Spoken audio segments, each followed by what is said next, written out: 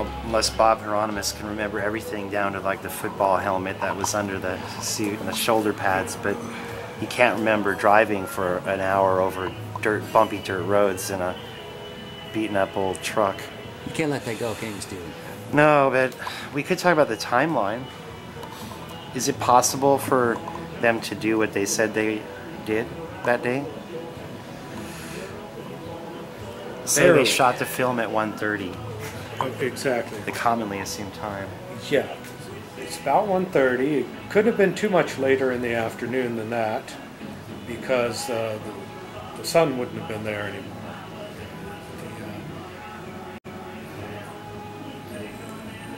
With the valley and everything, it would be getting dark in there pretty quickly after about maybe 2 around or so. 4. It was starting to get dark around 4 is what GIMLIN said. Right, right. Meaning the sun had gone beyond the canyon wall. Exactly, to the west.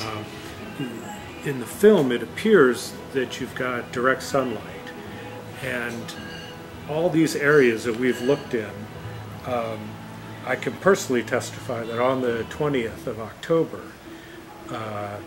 the far side, the north bank,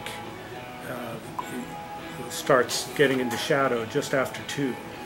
So it couldn't have been taken too much later unless it was taken in a different location. Well, what about the footprint track casting footage? I haven't seen that in a long time. Is it plausible that was taken? I mean, they had already gone back to the camp after tracking it upstream for a while. They went back to the camp, got the plaster, and then got back up to the film site. And What's they're the still source on that? I thought they had the plaster with them on the pack horse. But apparently, they both said at some point that they went back to camp to get it. I'm trying to find that image. Oh, from casting? I don't think it's in this book. They had tracked it, some stories even say 3 miles upstream, which seems really extreme. It might have just felt like 3 miles at the time. But apparently they did the tracking and then got the plaster and then were casting those tracks, and the sunlight was still shining on Patterson. You can see in that brief little clip that we have. He's he's wearing he's kneeling down and pouring plaster into the sandbar. I know that. Yeah. I know that picture. How much light would have been there, and at what time do you think would it have disappeared? By 2? I mean, they must have shot the film earlier. Well, what I meant was that you'll start to see the shadow on the north bank, of the trees coming down to the creek. But basically, I don't see any problem. It doesn't look like from the stills that it's gotten late in the afternoon. The big thing is, how did they get out of there? Yeah, so maybe get over to the coast and then get back. And that's the hard part of the timeline. Well, Al Hodgson has always said that they got out to Bald Hills Road. You might want to film this. Like, even though GIMLIN has always said they went directly to Willow Creek, Al said they went over Bald Hills Road. Yeah, that's it. Go down, it's right there. Where is it? Bald Hills Road here. Yeah, so out of Witchpeck, you take up here and catch Bald Hills Road and go all the way over here. You end up just north of Orick on a winding mountain road, which I tested. It takes about 2 hours from here to here. And then you got another 40 miles or so down into Eureka. Looks like even more than that. But that's like 3 hours of driving, plus the hour it would have taken to get out of the film site. Al said they did this before coming to see him at 6:15 at his store.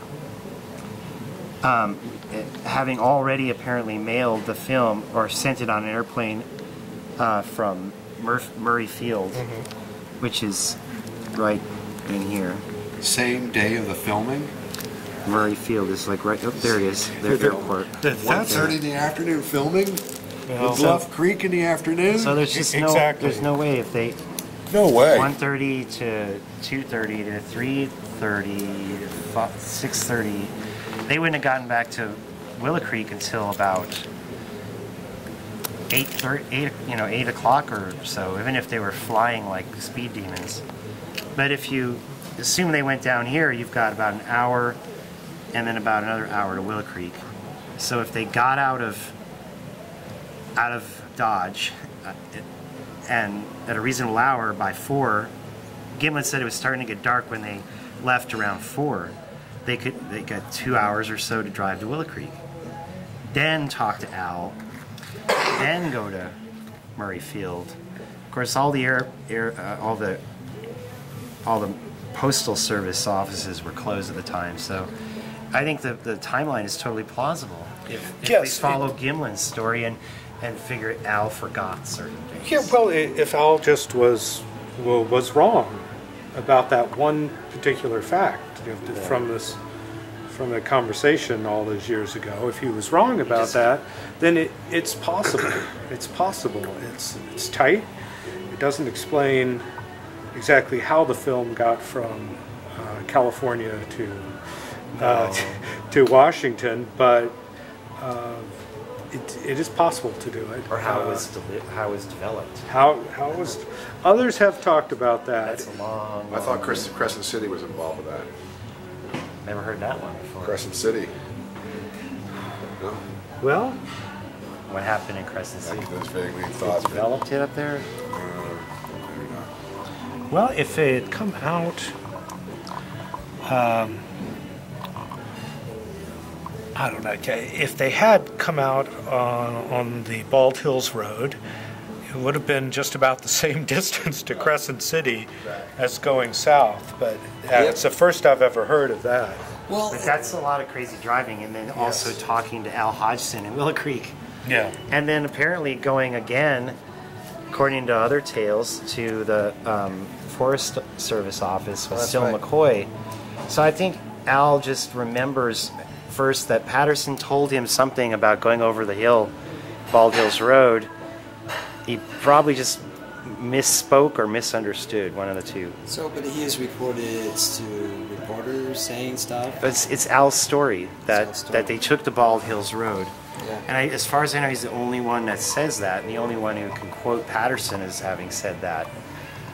But Al just may have mixed that up in his memory because it's not physically possible. A lot of people have tested it. Daniel Perez made quite an effort to test it all out. Yeah, and so did Pilates. Politis, well, yeah. I don't think Politis had really any precise details, but he does have a part in his book where he criticizes the film. He does talk about it, yeah. Even though he believes in it.